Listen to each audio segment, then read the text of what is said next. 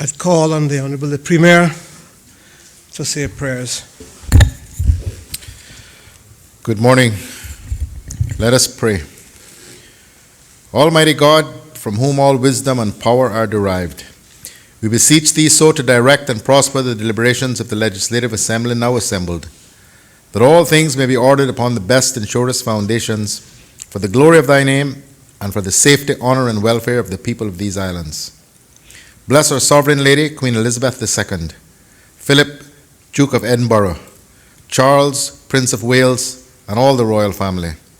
Give grace to all who exercise authority in our Commonwealth, that peace and happiness, truth and justice, religion and piety may be established among us. Especially we pray for the Governor of our islands, the Premier, the Speaker of the Legislative Assembly, the Leader of the Opposition, Ministers of the Cabinet, ex officio members, and members of the Legislative Assembly, that we may be enabled faithfully to perform the responsible duties of our high office. All this we ask for Thy great name's sake. Let us say the Lord's Prayer together. Our Father, which art in heaven, hallowed be Thy name. Thy kingdom come, Thy will be done on earth as it is in heaven. Give us this day our daily bread, and forgive us our trespasses, as we forgive those who trespass against us. And lead us not into temptation, but deliver us from evil. For Thine is the kingdom, the power, and the glory, forever and ever. Amen. The Lord bless us and keep us. The Lord make His face shine upon us and be gracious unto us. The Lord lift up the light of His countenance upon us and give us peace, now and always. Amen. Please be seated. This Honorable Legislative Assembly has resumed its sitting and is now in session. Administration of oaths or affirmations. None. Reading by the Honourable Speaker of Messages and Announcements. Thank you. Honourable members, there are several matters to take note of this morning. It is with saddened hearts that I rise to take note of the passing of Mr. Alden McNee McLaughlin, Sr., the father of the Honourable Premier. Mr. Mac, as he was fondly known to many people in this country, was no stranger to this country, and certainly no stranger to this Honourable House, as his father was an eminent member of the House, as is his son, our Premier. Mr. McNee's contribution has reached far and wide throughout the islands. Having been a seaman, one of Cayman's real farmers, in the public service, he served as a well-known and the very first trained public health officer. He was a teacher in Cayman Brac and also served in West Bay. And his service in commerce in the insurance industry is well noted. We extend our condolences to the Honourable Premier, his sisters and his wife, and all the other family members. And sir, we ask you to convey our sincere condolences to all of them. I believe funeral services has already been announced for 2 p.m. on Saturday at the Emsley Memorial United Church. We also wish to pay our respects to the Minister of Financial Services and her mother and other family members on the passing of her uncle, Mr. Ludwig E. Banks, in the United States. Also, we have to take note the passing of Sir Edward Zaka, former president of the Court of Appeal. When I came to this Honorable House in 1984, I believe he was the then president. I believe that the Honorable Premier will speak to that in a few minutes. Honorable members, we just had the privilege of having Bishop T.J. Jakes visit with us this morning here in the assembly to pray and meet with us. And a pleasant meeting it was. No stranger, although this is his first visit by cruise to the Cayman Islands. We know that a good percentage of cruise visitors return as overnight visitors, and we are hoping that he will be one of them, him and his delegation. But a delegation or a cruise of some 1,800 people in and out of town and throughout other parts of the island buying. And he made that point clear. They were purchasing. And certainly we want to thank him for gracing us with his presence and for his meaningful prayer to us. It means so much to us when we have those kinds of visits, because we certainly know when we listen to him, and of course many thousands of Caymanians believe in his ministry. And I want to thank Mrs. Rosa, our Director of Tourism, and Mrs. Ruth Miles for their organization of the visit. And beyond that, we want to thank the Deputy Premier for making it happen. Certainly, we didn't know about the visit, and was, I think, a sign from God as we were trying to reach him also. Reach T.J. Jakes. We can always reach God. Honorable members, we take note of those matters. Premier, the Leader of the Opposition.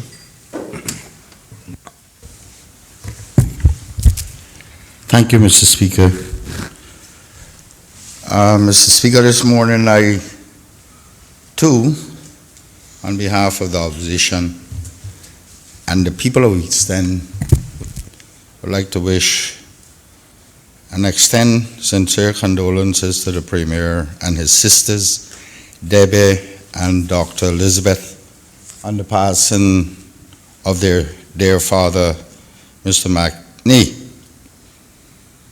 I have personally expressed condolences earlier, but certainly I do again. Mr. Speaker, Mr. McNee is a fellow East Ender, which means everyone in East End knew him intimately. Despite living in Georgetown most of his life, well, the greater part of his life, from the time he was in his early 20s, he was still a permanent fixture in the district of East End. I believe that is a reflection, or was a reflection, of his love for the home of his birth. Interestingly, it was in the district of East End where he, like his son, tested the political waters in 1976. Days before the election, he withdrew and encouraged his supporters to go and support John McLean. He often attributes that strategy to John's success and the removal of long-serving legislator Warren Conley. McNee had a special relationship with John McLean and could always be seen visiting his family. It was more like Mackney was a second father to John McLean. Mr. Speaker, I knew Mr. Mackney very well, and because of his son, I had many conversations with him. On every occasion, I came away more enlightened, especially about people's family line in the district of East End. Seems like he knew everybody. Mr. Speaker, there are many comical expressions that I have of Mackney, but I believe the one that I will remember most happened right here in this building. On the occasion of the debate on the Constitution changes in 2002-2003, he was part of the gallery when the Speaker ordered that the strangers be removed from the building because they were disturbing the proceedings. Upon being approached by the police, he offered up his hands to be cuffed and declared that he was not leaving, and he was wearing his prison shoes, ready to go to prison. It took the Premier and I to convince him to leave. That was the man I knew, a man of strong will and convictions. That is the man I will remember. In my short condolence text to the Premier, I wrote, and I quote, "May you never forget him, not only for the good he has been to his fellow men, but importantly for the principles he instilled in you and your two sisters. That was singularly his greatest achievement," unquote. Mr. Speaker, every parent dreams that their children will do better than they did. And in the days of Mackney, it was to see children become a lawyer, doctor, or teacher. Mr. Mackney had 3 children. Need I say more? Again, I wish for you, Premier, your sisters, and extended family, God's comfort during this difficult period. May Mackney rest in peace at last, and perpetual light shine upon him. Mr. Speaker, also on behalf of the opposition and myself, I would like to extend condolences to the Minister for Financial Services and her family on the passing of her uncle. Thank you.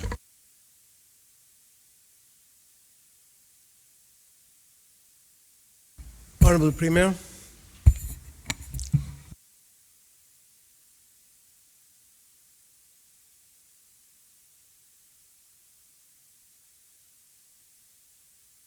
Thank you, Mr. Speaker. And thank you for the kind words of condolence this morning and previously.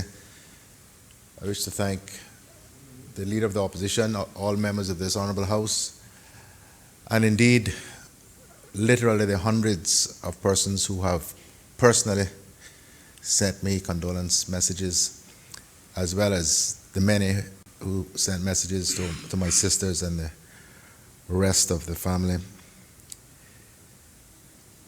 Mr. Speaker, the old man said often, over and often as we say in Cayman, the young may die, but the old must. He was very pragmatic and very philosophical about a lot of things, as well as incredibly witty, as most of you will know. I often wish I had his personality. It would have made my life in politics that much easier for Daddy. Would walk up to the absolute stranger, no one he'd ever seen before, and in two seconds he was engaged in this great conversation. I've never had that that ability. But Mr. Speaker, he lived a long, productive, and happy life. And he lived to be 93 years and almost 3 months. So we we give God thanks for having such a wonderful father for so long. It is an odd feeling, really, to no longer have a key reference point you've had your entire life. I feel a little bit adrift without that touchstone. But if you don't die young, you must grow old. So it is now my turn to do what many have had to do much younger than me, and navigate this great mystery called life without your parents. But as I said, I give God thanks. We all do, for the wonderful father we had and the wonderful life he led. I again thank all members of the House and the broader public for the outpouring of support and condolence.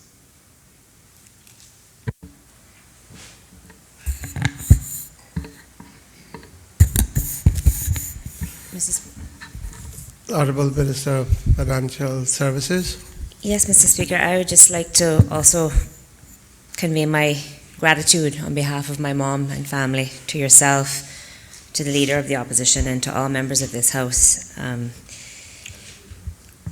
and all persons who were aware and did offer condolences.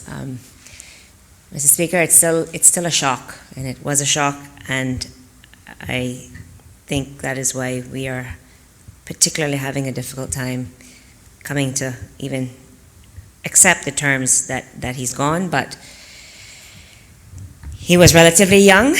I guess that is all relative, but certainly we do thank all members in this House that have expressed, and thank you for your continued prayers. I had, honorable members, I had to think, and I said whether I would say so or not, but when the Premier did speak about his father's wit, I recall after I came back from the UK on my first visit after the meeting with the then Chris Bryant, and I had to bring back a long letter, and he saw me here at the Assembly, and he said, "Young man, I want to make you know that I think you're doing the right thing. You need to take a strong stand." I said, "Thank you very much, Mr. Mack, but do you think that Alden will agree?" And he said, "Well, what in the world do you think he would do?" I thought about that several times, just as he talked about his wit. Clark. Presentation of petitions, None. presentation of papers and of reports. Sister Island Affordable Housing Development Corporation Annual Report for the year ended 31st of December 2018. The Honorable the Deputy Premier. Sister Island Affordable Housing Development Corporation Annual Financial Statements for the year ended 30th of June 2015, to be laid on the table by the Honorable Minister of District Administration, Tourism and Transport. Honorable Deputy Premier.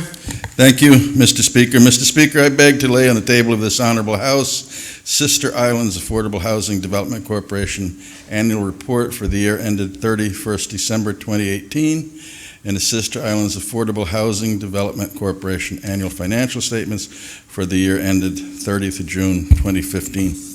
So ordered. Is the member speaking?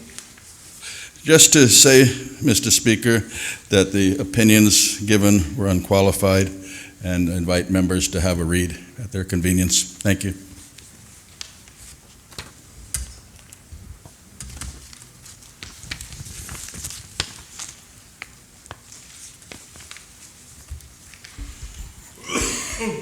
Financial statements of Cayman Islands Turtle Farm, 1983 Limited, 30th of June 2015, to be laid on the table by the Honorable Minister of District Administration, Tourism and Transport.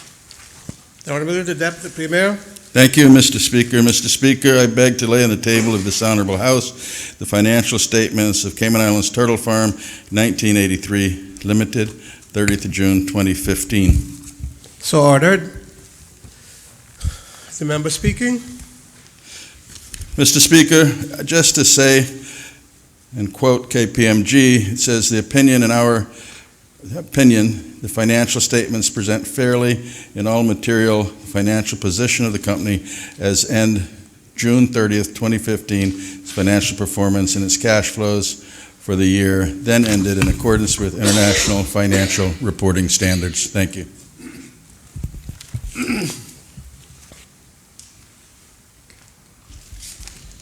Tourism Attraction Board financial statements, 30th of June 2015, to be laid on the table by the Honourable Minister of District Administration, Tourism and Transport. The Honourable Deputy Premier. Thank you, Mr. Speaker. Mr. Speaker, I beg to lay on the table of this honorable House the Tourism Attraction Board financial statements, 30th of June 2015. So ordered. Honourable Member, you speaking? Thank you, Mr. Speaker. Mr. Speaker, just to say again that the Auditor General has issued clean opinion on this financial statement dated 30th of June 2015.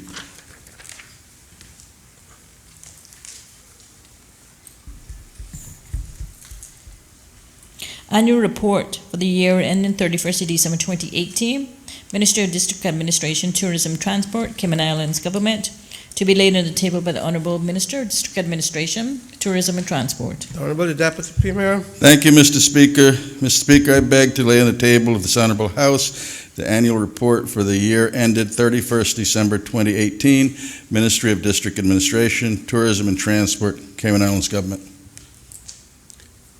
Is the member speaking?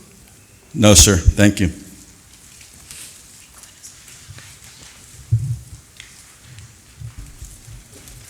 Office of the Auditor General, Cayman Islands Annual Report, 31st of December 2018, providing value to the people of the Cayman Islands, to be laid on the table by the Chairman of the Standing Public Accounts Committee, the elected member from Northside.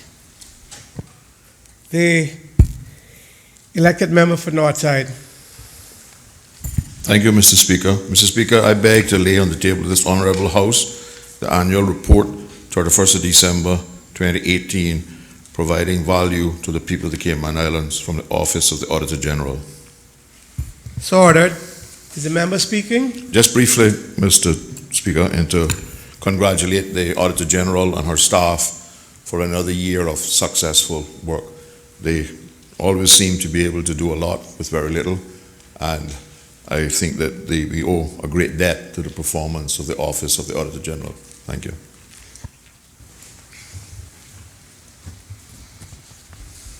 Freedom of Information 2018 Annual Statistic Report, to be laid on the table by the Honourable Minister of Financial Service and Home Affairs, Chairman of the Ombudsman Committee. The Honourable Minister of Financial Services.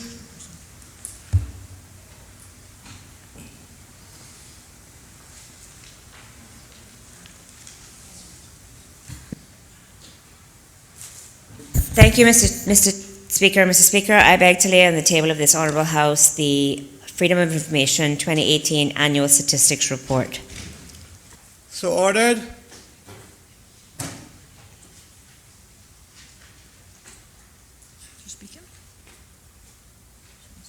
Is the member speaking?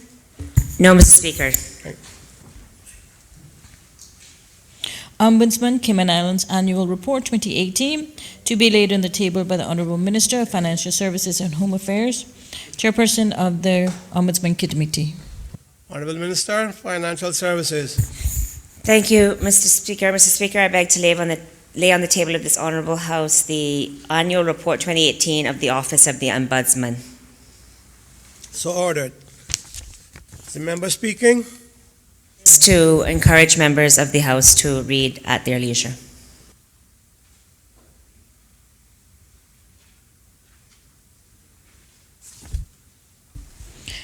Minister of Financial Services and Home Affairs, Cayman Islands Government 2018 Annual Report, 1st of January 2018 to the 31st of December 2018, to be laid on the table by the Honourable Minister of Financial Services and Home Affairs.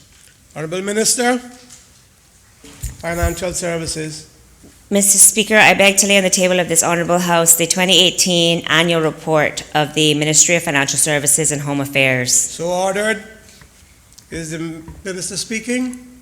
I will speak to it when I table the actual audited financial statements that accompany the report. Next item then. Government of Cayman Islands, Ministry of Financial Services and Home Affairs, annual financial statements for the year ended 31st of December 2018, to be laid on the table by the Honourable Minister of Financial Services and Home Affairs. Honorable Minister. Thank you, Mr. Speaker. Mr. Speaker, I beg to lay on the table of this Honourable House the annual financial statements for the year ended 31st December 2018 for the Ministry of Financial Services and Home Affairs. So ordered. The Honorable Minister intends to speak at this point. Yes, Mr. Speaker, thank you. Mr. Speaker, I'm pleased to present the annual report and the annual financial statements for the Ministry of Financial Services and Home Affairs. Mr. Speaker, the annual report goes beyond the financial statements in the sense that it provides details into the activities and accomplishments for the 2018 financial year. Focusing first on the work of financial services, Mr. Speaker, the work of the Ministry has a major impact on our economy, and this report provides a summary of this impact. In 2017, the estimated 44.1% of Cayman's GDP was generated by the financial and insurance industries, combined with the activities of the legal and accounting professions. Mr. Speaker, in 2017, these sectors accounted for 16.8% of total employment. While the contribution to GDP has remained stable for the past few years, the overall estimate has changed due to the rebasing of the national accounts base year from 2007 to 2015. Mr. Speaker, a few of the highlights of the key accomplishments and activities in financial services during the year are as follows. Mr. Speaker, the major focus for the Financial Services Ministry was in responding to the new global standard in relation to economic substance and developing and passing legislation, namely the introduction of the International Tax Cooperation Economic Substance Law 2018 as a result. Mr. Speaker, as detailed in the annual report, the Ministry undertook a series of international engagements throughout the year, including to the United States, Europe, and Asia, to strengthen the Cayman Islands financial services global reputation and to educate on Cayman's compliance, tax transparency, and other initiatives. Mr. Speaker, forging new relationships and strengthening others is a key element of our international engagement strategy to ensure that we keep pace with evolving regulatory and competitive conditions. And Mr. Speaker, if you permit, I will speak to these engagements in more detail later in the overview of the annual report. In 2018, there saw a robust increase in the registration numbers, with the number of new companies registered increased by 25.14% in 2018, and new partnerships registered increasing by 29.31%. Mr. Speaker, the Cayman Islands Shipping Registry was acknowledged by the International Chamber of Shipping as being top of class in the 2017-2018 annual Flag State Performance Table. Mr. Speaker, turning briefly now to Home Affairs, a short summary of the activities during the 2018 year are as follows. A new national public safety radio communication system went fully live across all 3 islands. The Department of Community Rehabilitation saw a broadening of its services and the groundwork laid for significant strengthening for 2019. The Cayman Islands Fire Service continued its emphasis on operational training with a number of new areas of focus in 2018, including inshore search and rescue, as well as specialized training in both aerodrome and domestic operations. Mr. Speaker, overall, 2018 was a challenging year for Her Majesty's Cayman Islands Prison Service, but it saw a successful operating period with a noteworthy improvement in financial performance. Mr. Speaker, over the past 2 years, the level of international engagement for financial services matters has sharply increased in result of internationally driven initiatives that impact our jurisdiction. The extent of this engagement is not generally appreciated by the public, Mr. Speaker, but it has become part of the ongoing and routine work of myself as Minister and the Ministry. Mr. Speaker, this engagement is crucial to our success for a number of reasons. First, it affords us the opportunity to understand the direction and timing of initiatives that affect our financial services industry, and in many cases allows for our views to be expressed. Second, this allows necessary preparatory work to begin, thus allowing for meaningful contributions to debates with colleagues from other governments and supranational bodies.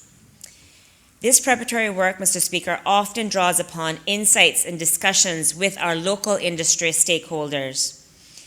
Finally, and most importantly, representing the Cayman Islands as a responsible stakeholder for the global financial services industry means, Mr. Speaker, building trust with our colleagues around the world.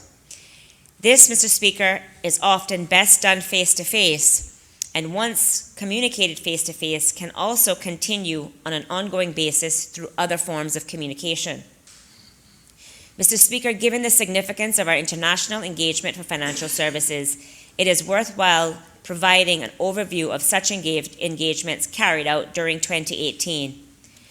Mr. Speaker, as part of our effort to promote the Cayman Islands as an international financial center, the Ministry developed a program to educate United States policymakers about the regulatory and legislative framework governing financial services and about the services that Cayman's industry provides to businesses and investors worldwide, and also about some of the direct positive impacts to many aspects of the U.S. economy as a result. Mr. Speaker, our efforts in Washington in 2008 consisted of meetings on Capitol Hill in April and in July with the State Department and with Treasury. At Treasury, I first met with the International Tax Council and the Western Hemisphere Director. Mr. Speaker, we briefed them on how the Cayman financial services industry benefits the United States through, for example, foreign direct investment and export manufacturing jobs. We also met with the Chief Tax Counsel of the House and Ways and Means Committee, who demonstrated a high level of knowledge about Cayman, having actually practiced transactional law, tax law for many years. Other 2018 tax meetings on Capitol Hill included the staff of the Joint Economic Committee and other tax councils of the Senate Finance and House Ways and Means Committees, and staff for Majority Leader Mitch McConnell and Senators Cardin, McCaskill, and Stabenow. At the State Department, I met with Brian Hook, the Senior Advisor to the Secretary of State and Director of Policy Planning. Joining Mr. Hook, the Director of Threat Reductions and Countermeasures was also in attendance. We discussed Cayman's progress combating narcotics trafficking and clarified items in the International Narcotics Strategy Control Report produced by the United States, which were actually pertinent to Cayman. Later in July of that year, in the culmination of the work, having briefed the staff earlier in April, I met with key chairmen for financial services and taxes in the United States Senate, namely Chairman Mike Crapo of the United States Banking Committee and Chairman Charles Chuck Grassley of the United States Finance Committee. Senators Crapo and Grassley remain in office and are the most influential senators regarding U.S. policies that impact the Cayman Islands. Other meetings directly with members of Congress, including a meeting with Senator John Cornyn, then the Assistant Majority Leader of the U.S. Senate, and currently a Senior Finance Committee Senator from Texas, and Representative Blaine Luetkemeyer, the then Chairman of the Financial Institutions Subcommittee in the House of Congress. Mr. Speaker, we also began seeking out allies in Washington, organizations that are either familiar with or utilize Cayman entities as part of their business activity. And in 2018, I met with Sally Yearwood, the Executive Director of the Caribbean Central American Action, John Coogan of the International Finance Corporation, and representatives of the Financial Integrity Network. Mr. Speaker, engagement with the EU has taken on a significant change in complexity and primarily focused on the Code of Conduct Group blacklist of uncooperative jurisdiction, but also included a number of related EU initiatives during our 2018 engagement trips. Mr. Speaker, through the Ministry's advisors based in Brussels, Paris, and Berlin, the Ministry has been closely monitoring relevant EU policy and regulatory developments. Intelligent gathering efforts have helped to inform the government's position on EU initiatives and how to adapt legislation where appropriate to address concerns. Mr. Speaker, this groundwork has been essential for ongoing, regular, technical-level engagement, culminating in high-level ministerial meetings at the appropriate times. Such meetings are therefore informed by clear and compelling messages which have had significant positive impact on the outcomes affecting our jurisdiction. Mr. Speaker, while in the last few years our efforts have focused on engaging at the most senior levels of the EU Commission and Parliament, more recently we have been primarily focused on the members of EU Council's Code of Conduct Group on Business Taxation. The range of EU stakeholders has included members and the chair of the Code of Conduct Group on Business Taxation, European Commission officials from DG TaxUD, as well as the cabinet members of the European Commissioners Pierre Moscovici, who is responsible for the economic and financial affairs and taxation, and Valdis Dombrovskis, Vice President of the European Commission in charge of financial stability, financial services, capital markets units. We've also engaged with ambassadors and fiscal attachés of key EU member states, permanent representations in Brussels, including but not limited to the UK, France, Germany, Netherlands, Spain, Luxembourg, Belgium, as well as those of Cyprus, Romania, Austria, and Hungary, and members of the European Parliament from Tax 3 Committee. And Mr. Speaker, more recently we have directly engaged with key officials from the Finance, Economy, and European Affairs ministries in France and Germany to ensure that we are directly engaging and addressing concerns at their source. In addition, Mr. Speaker, to these direct engagements, in May 2018, I participated as a panelist at several high-profile events to allow access to a wider European audience. These included a seminar hosted by the Centre of European Policy Studies, which also included the participation of Pascal Saint-Amans, the Director of Taxation at the OECD, and Jeppe Kofod, member of the European Parliament representing Denmark, as well as I also participated as a panelist in a roundtable event at the European Business Summit, which included the participation of the European Commissioner Pierre Moscovici.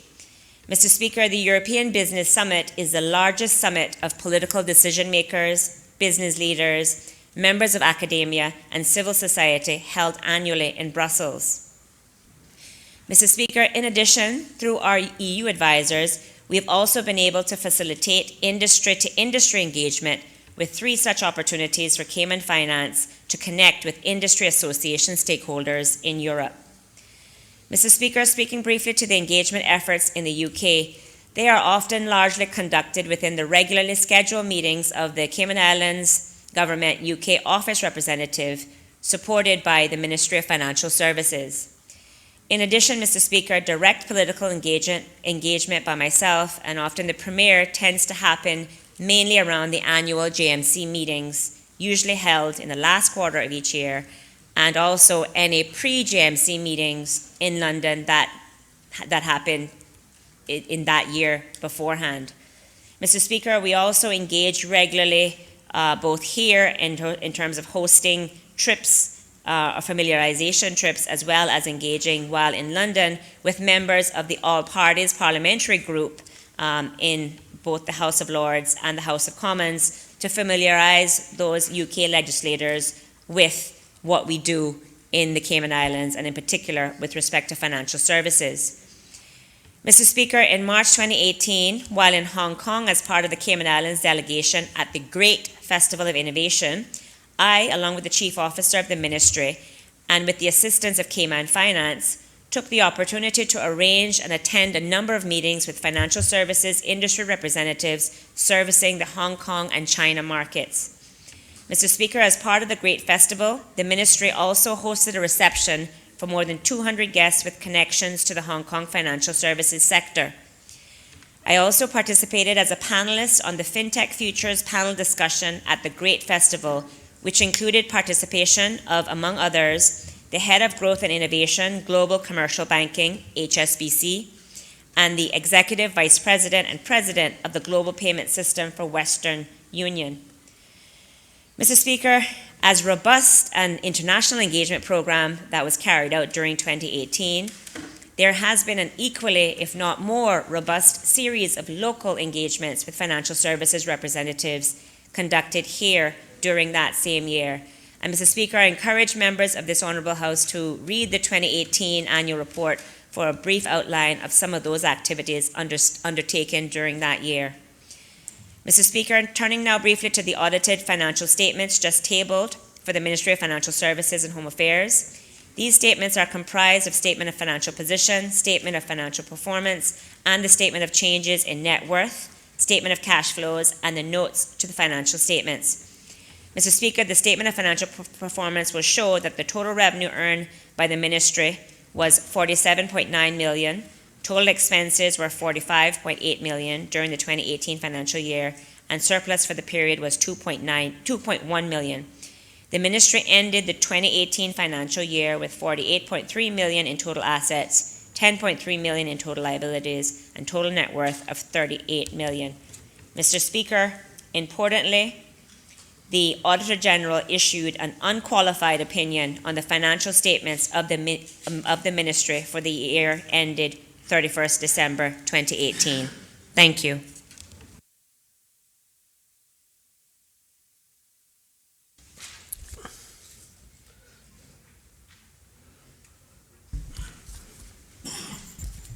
The 17th report of the Commission for Standards in Public Life, 1st of February 2019 to the 31st of July 2019, to be laid on the table by the Honourable Deputy Governor, ex officio member responsible for the portfolio of the Civil Service.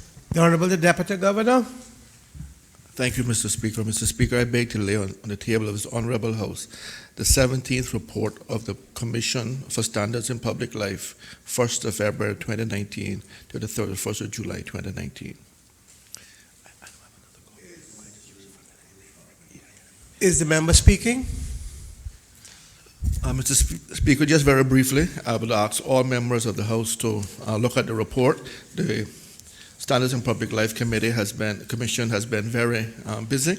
They've done a lot of work dealing with procurement and other areas under their remit.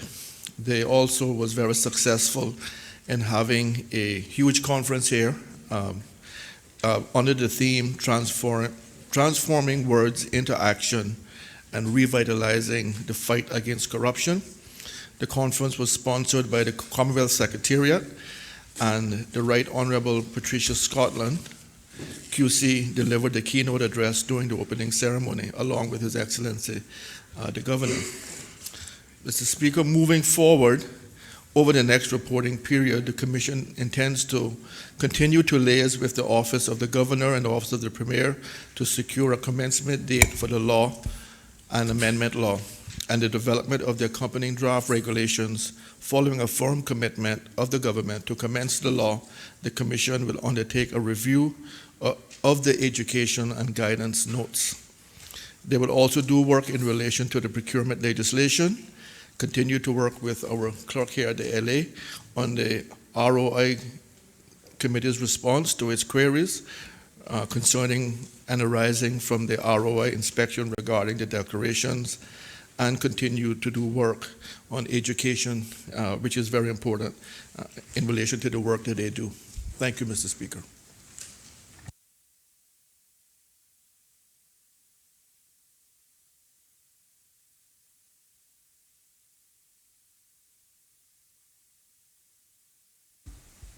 The Government Minute, the Government's response to the report of the Standing Public Accounts Committee on the report of the Office of the Auditor General on the Ministry of Finance and Economic Development's 2016-2017 financial statements, August 2019, to be laid on the table by the Honourable Minister of Finance and Economic Development. The Finance.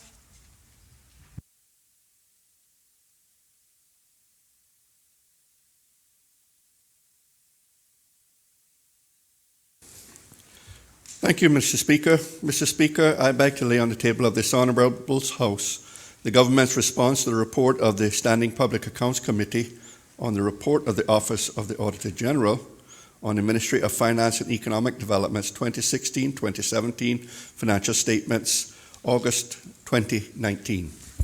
So ordered. Is the member speaking? No, thank you, Mr. Speaker.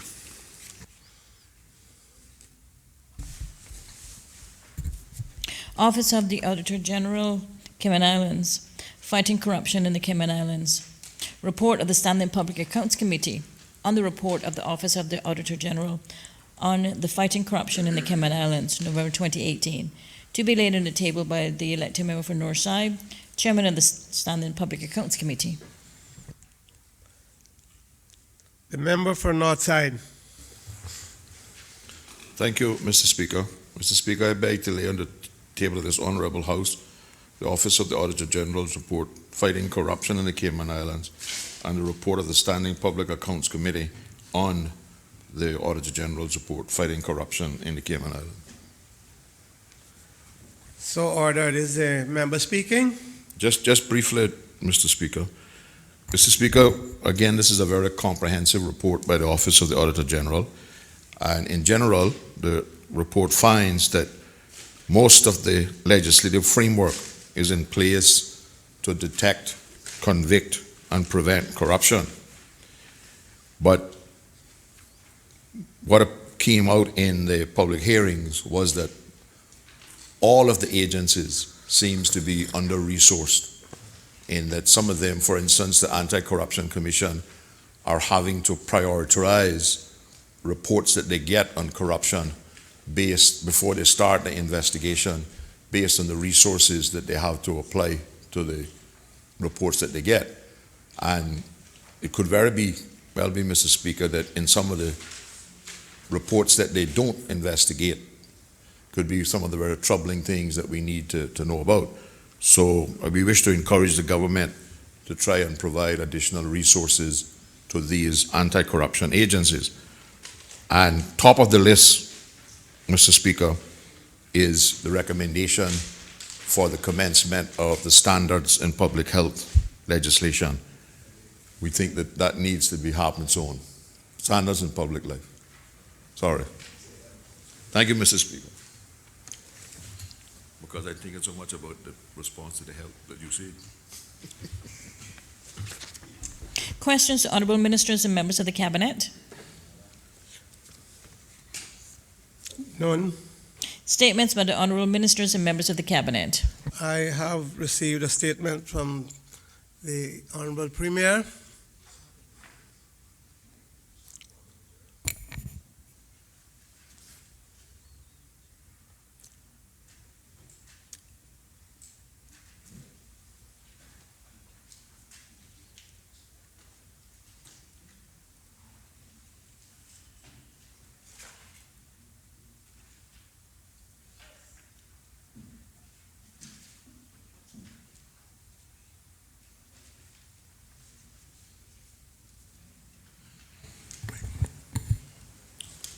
The Honourable the Premier.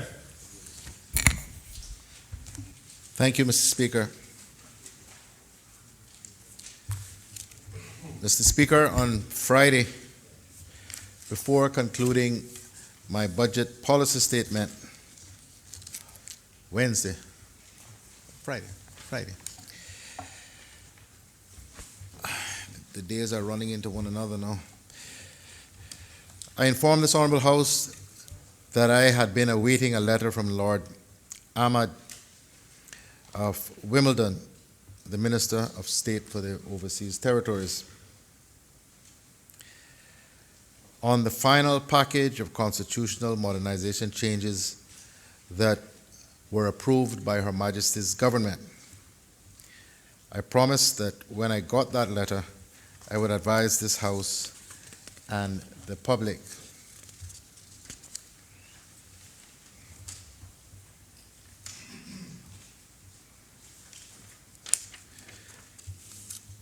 Mr. Speaker, the letter indeed arrived on Monday, and with your permission, I would like to read it to this Honorable House and thereafter lay it and the accompanying draft order in council on the table of this Honorable House.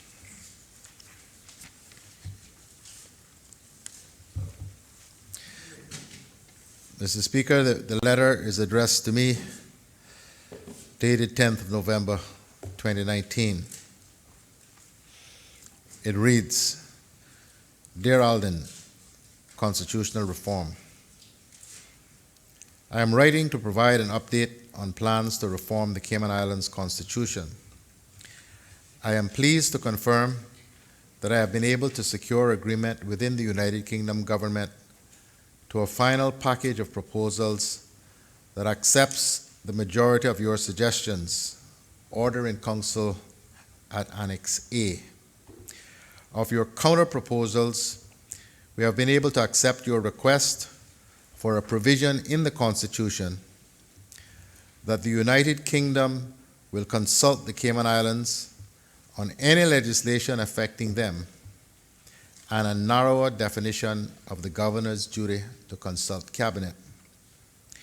I am sure that you will agree that this is a positive development, not just for the future relationship between the United Kingdom and the Cayman Islands, but also for the future governance of the Cayman Islands. I have welcomed the fact that our bilateral discussions to date have included representatives from both the government and opposition in the Cayman Islands. As you know, the next step in agreeing this package is to obtain the broadest possible cross-party and public support for these reforms. Generally, the policy of the UK government has been to require a referendum unless the reforms are declared by the Premier and the Leader of the Opposition to be minor or uncontroversial.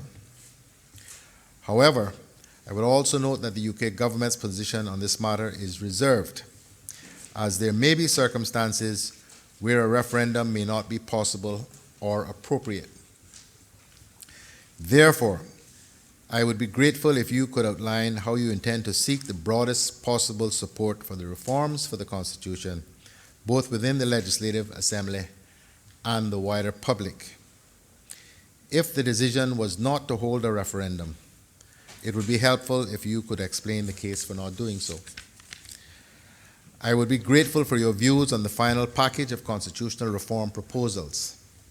Subject to the points made above, if you agree to the package, the Foreign Affairs Committee will be notified and the draft order in council will be sent to the Privy Council for the order to be made.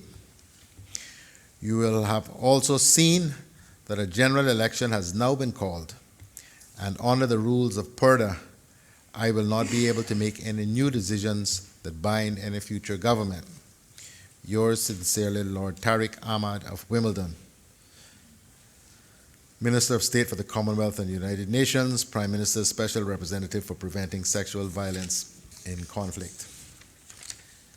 And Mr. Speaker, that letter, as indicated, attaches a draft order in council which sets out the changes that the UK government is prepared to make to the current constitution. Mr. Speaker, I think it would be helpful to all honorable members and to the broader public if I spend a little time explaining what those changes are. Mr. Speaker, members will remember, I am sure, that what gave the impetus to this most recent attempts by us, not just the government, but the opposition as well, to have some amendments made to the Constitution was what we term the overreaching by the UK Parliament when the sanctions and anti-money laundering bill was proceeding through its stages in the UK Parliament. And there were a number of attempts, but in the end there was also success in attaching a certain amendment to that bill, which had the effect of legislating for the Cayman Islands in the area of financial services.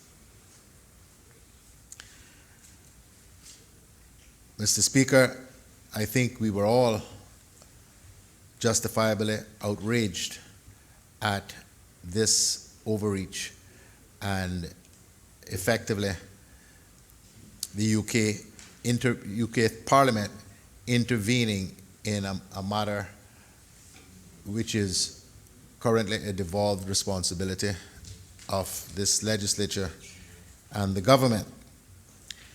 And so, Mr. Speaker, we opened discussions with the UK government, dialogue with the UK government, to talk about ways in which our constitution could be strengthened to discourage that sort of intervention. Because the intervention is not only just possible, and we're not just exposed with respect to matters involving financial services, also in relation to any other number of matters, including one that is currently on the table, the issue around the definition of marriage. So, and you can sit down and think through a whole range of issues which a UK Parliament, if it were so inclined, without any changes to our constitution, would be able to, and perhaps would be inclined, depending on the complexion that the new government takes on, to do. So, Mr. Speaker, one of the most important bits we believe that was required was to have a provision in the Constitution which, although acknowledging that ultimately the UK does have the power to legislate for us, would put some parameters around when that was done, how that was done, and what process would have to be followed before it could be done.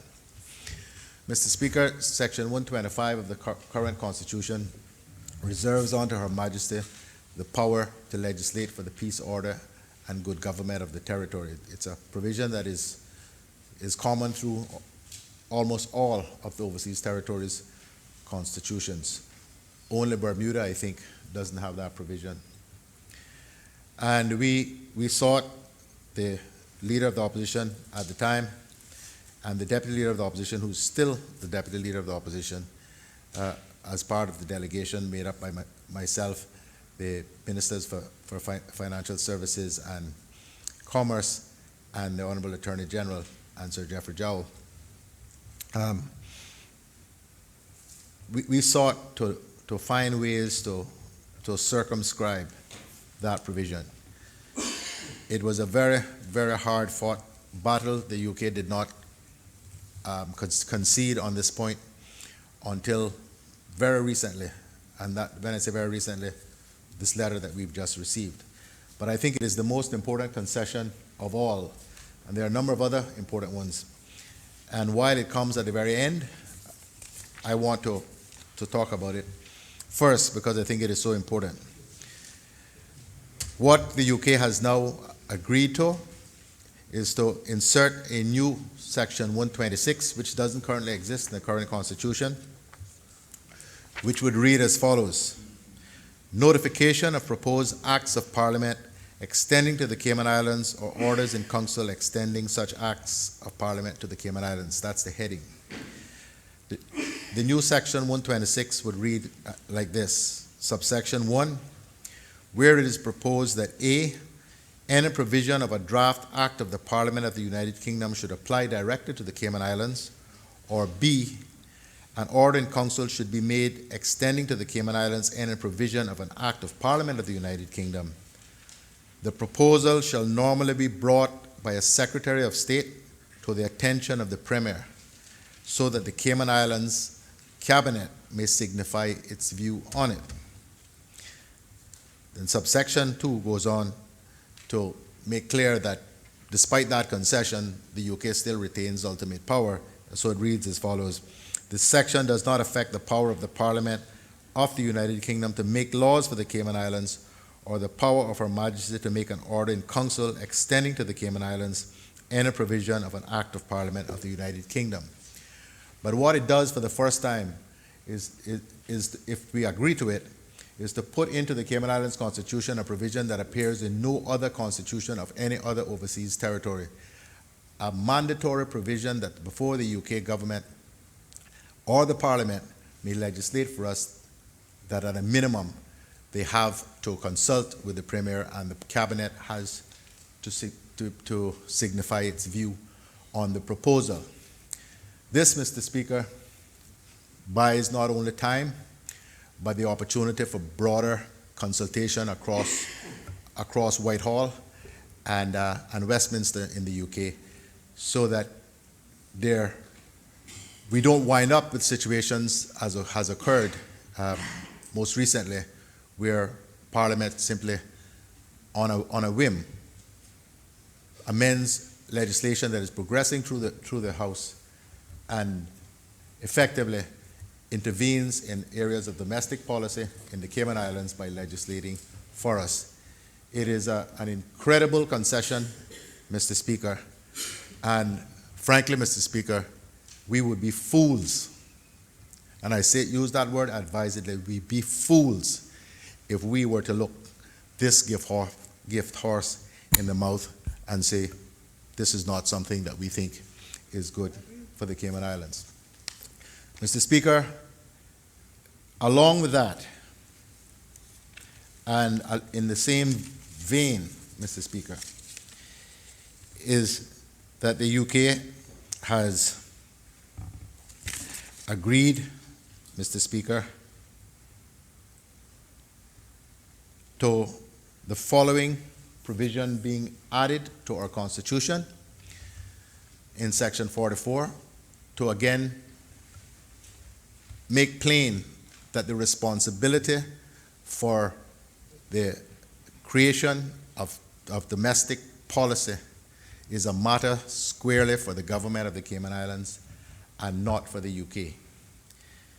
So, Mr. Speaker, it is proposed that Section 44 of the Constitution, which deals with the Cabinet, be amended by adding the following subsection: for the avoidance of doubt, it is declared, subject to this Constitution, that the Cabinet possesses autonomous and exclusive capacity in domestic affairs for any matter that is not one of the following: A special responsibility of the Governor under Section 55(1), and we know that those are internal affairs, external affairs, except to the extent they've been delegated. The public service and national security.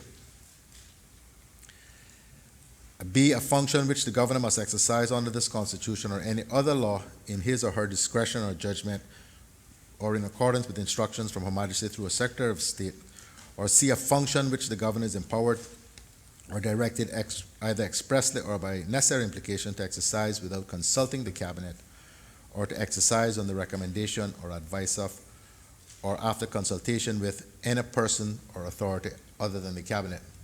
Mr. Speaker, that provision that I spoke about, subsection 5 of Section 44, for the avoidance of doubt, it is declared, subject to this Constitution, that the Cabinet possesses autonomous and exclusive capacity in domestic affairs for any matter that is not one of the governor's special responsibilities. It's something we have borrowed from the Constitution. It's not called the Constitution, but that is essentially what it is, of the state the states of Jersey. And we have known, Mr. Speaker, over the many years that the Crown dependencies are treated differently in almost every respect when it comes to constitutional matters than the overseas territories. And so we felt, and we had to press really hard, that to get a provision similar to what they have in their constitution, in our constitution, will give us some increased insulation and from intervention by the UK Parliament, or indeed the government, in areas which are devolved responsibilities of the local government. Mr. Speaker, the UK has also agreed that they will remove the governor's right to disallow legislation passed by this honorable House. Now, Mr. Speaker, that is a massive, massive concession. If we truly are to be a mature democracy, what we decide in this honorable House as legislation ought to be the legislation, subject, of course, to it being constitutional, because it's always subject to challenge in the courts if it is unconstitutional. But for the UK to concede that their appointed governor would give up the right, which they currently have, to disallow legislation passed by this Parliament is, I think, a clear indication of the degree of maturity which the UK is satisfied these islands currently enjoy in terms of its government and its legislature.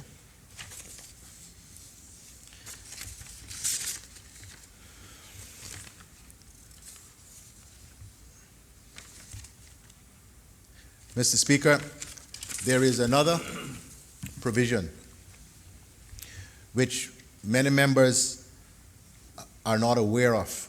In fact, Mr. Speaker, for a long time, I didn't even realize that a provision was still there in the Constitution.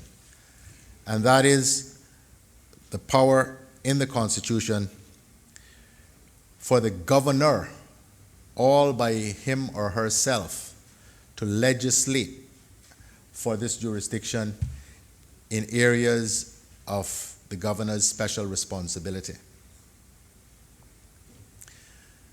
Mr. Speaker, there is on the cards right now the ability of the governor, if this Parliament does not act in the way that the UK thinks we ought to act, to effectively legislate with respect to the definition of marriage. There is implicit in what the UK has said that clear warning that if this legislature does not act, they will. They can do so in both ways, in two ways. One, the governor can legislate directly for us under the current constitutional provisions, or they can act by order in council. The first is a fairly simple exercise and can happen very swiftly. The other is a much more complex exercise and would have to be approved by Her Majesty and Privy Council. But in this deal that we have negotiated, the government and the opposition at the time, the UK has agreed to remove the power of the governor to legislate unilaterally for this territory. Now, I don't know how other members in this House may feel, Mr. Speaker, but we all battle through the political campaigns for the right to represent our people and to make those decisions with respect to legislation. And Mr. Speaker, I have always bristled at the prospect of a UK-appointed governor having the ability in one fell swoop, by one stroke of the pen, to legislate for my country. And again, Mr. Speaker, we would be fools in this House, and we ought to be tarred and feathered if we, having negotiated this, allow this opportunity to pass to remedy that situation. Mr. Speaker, those are the key and important bits that I think really move Cayman into a whole new dimension politically and constitutionally, giving us greater responsibility to control our own destiny. And Mr. Speaker, what caps all of that off is the UK's agreement for this Legislative Assembly's name to be changed to reflect the true standing that we will have in constitutional terms, and for this August Assembly to be renamed the Parliament of the Cayman Islands, and for members to be called Members of Parliament. Mr. Speaker, you have been there as often as I have, if not more. You know that when you are dealing with international matters, when you are dealing with the UK government or any other government, they understand intuitively that you as an MLA, a member of the Legislative Assembly, that a Legislative Assembly is an inferior body in constitutional terms to a parliament. It is far less likely, Mr. Speaker, that the UK Parliament will seek to deal with another parliament in the way they have dealt with this Legislative Assembly in the past.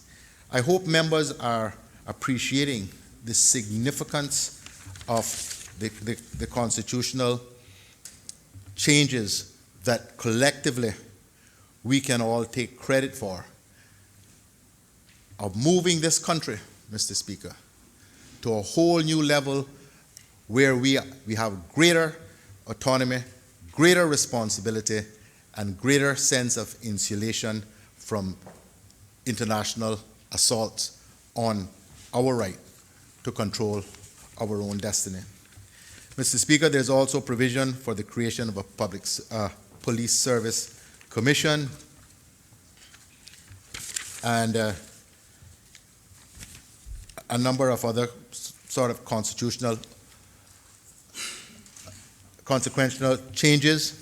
But one other truly important one, in the same vein, is the UK has agreed to amend Section 71 of the Constitution, which gives to the governor the power and authority to create standing orders for this House, to remove that responsibility from him and to confer it on the House.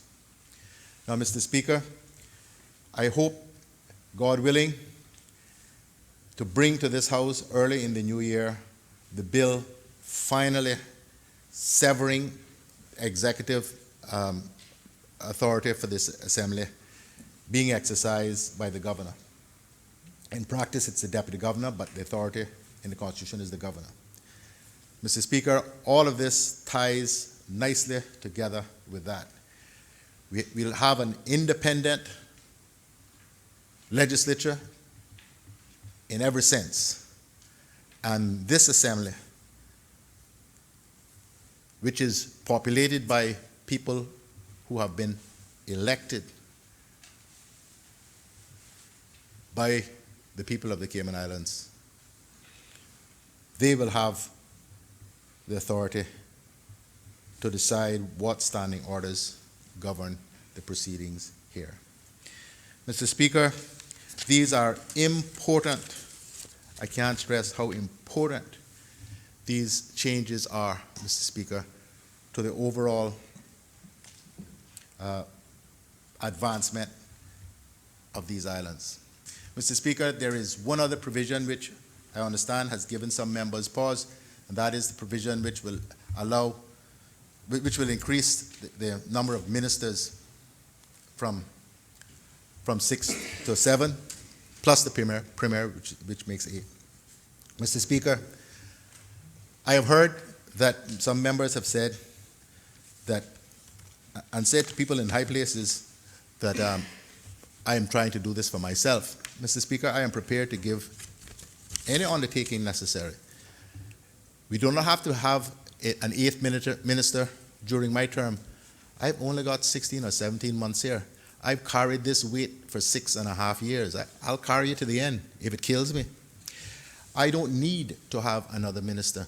Mr. Speaker, what I am trying to do, because I carry 3 big ministries plus the premiership, I can't be premier again, nor do I want to put in place a system which works best for my beloved country.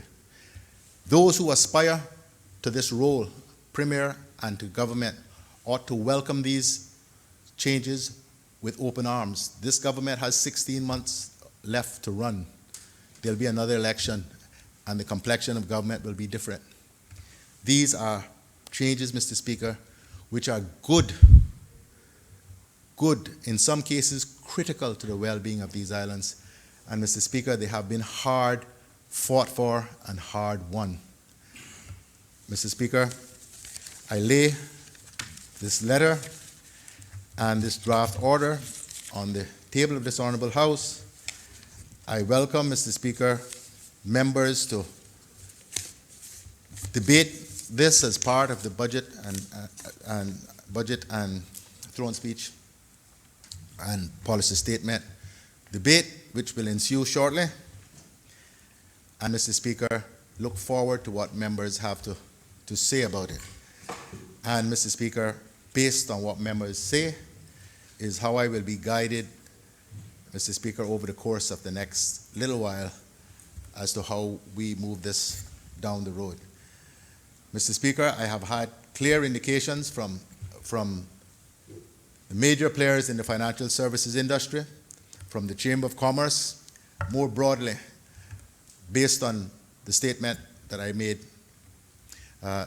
on Friday, of how welcome these sorts of advancements will be, and how much, Mr. Speaker, how much comfort people will take in knowing that we have greater control over what happens here and less risk of our affairs being interfered with by people who not only have no idea what truly goes on here, but in many cases, Mr. Speaker, sadly, do not mean us well.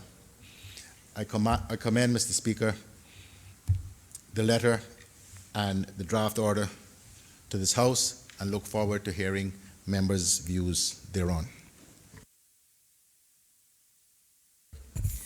Honorable members,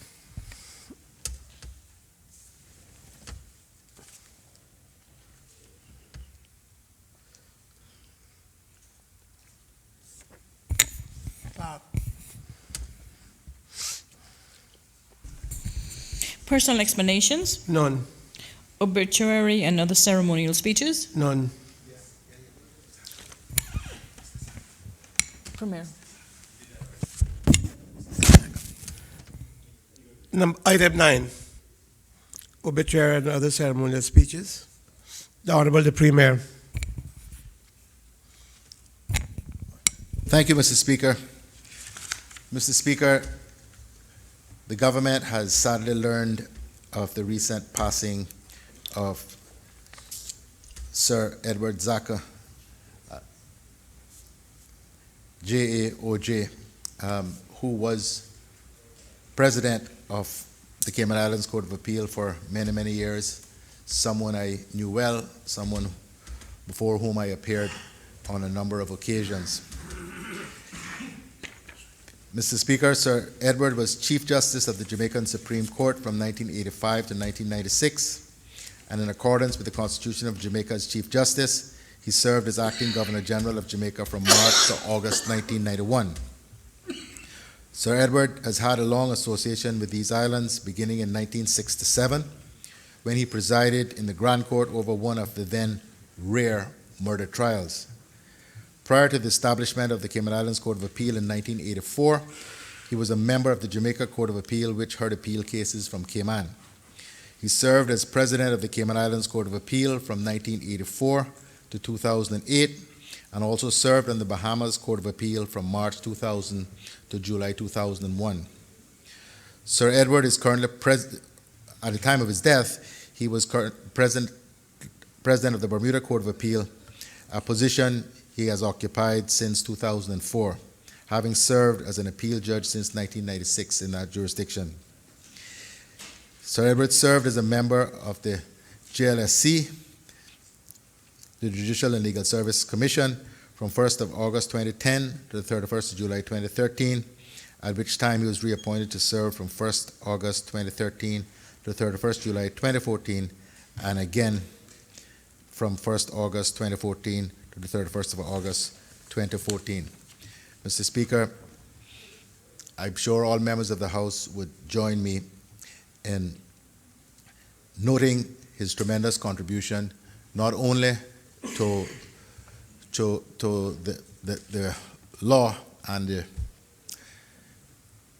justice generally in Jamaica, but also in these Cayman Islands, and would want me to also convey on the House's behalf our deep sympathy, sadness, and gratitude to his family for his many years of sterling service.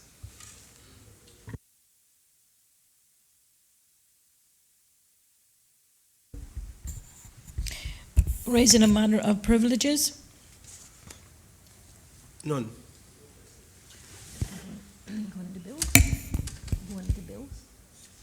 Amongst them, then I can take a break.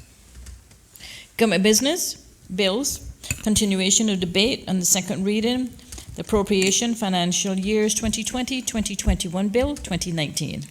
Honorable members, I propose to take the lunch and suspension at this time, and we should return at 2:15. Please, the House will now suspend until 2:15.